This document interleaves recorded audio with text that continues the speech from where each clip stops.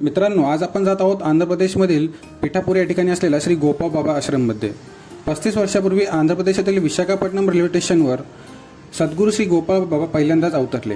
काही शेकडो वर्षांच्या समाधीतून बाबा उठून आले असल्याने त्यांच्या जटा कमरेपर्यंत व नखाच्या भेंडोळ्या होत्या।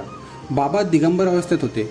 काही वर्ष विविध ठिकाणी भ्रमण करून भक्तांना दर्शन देऊन बाबा सन 2008 मध्ये विजयादशमीच्या दिवशी पिठापूरला अवतरले व ये मेरा घर असे सांगून बाबांनी आश्रम स्थापन केला। द्वारकामाई शिर्डीहून साईबाबांच्या धुनीतून अग्नी आणून बाबांनी 9 जानेवारी 2009ला आश्रमात अखंड धुनी पिठापूर आश्रमात प्रज्वलित केली। बाबांची धुनी भक्त भाविकांची कर्म प्रारब्ध क्षीण करणारी असून मनोकामना पूर्ण करणारी आहे। बाबांनी भक्तांना 3 आज्ञा केल्या।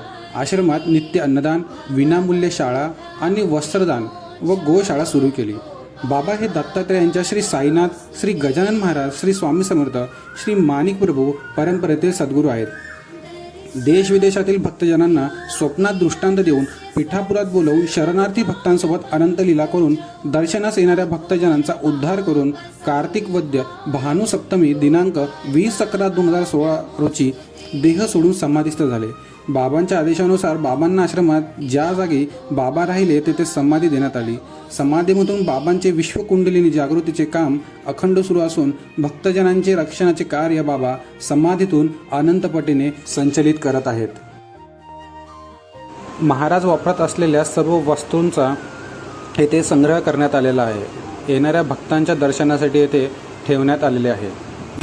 विश्वरक्षा करार्थाय विश्वकर्म स्वरूपिणे विश्वशान्ति सदाकांक्ष गोपाल बाबा नमोस्तुते।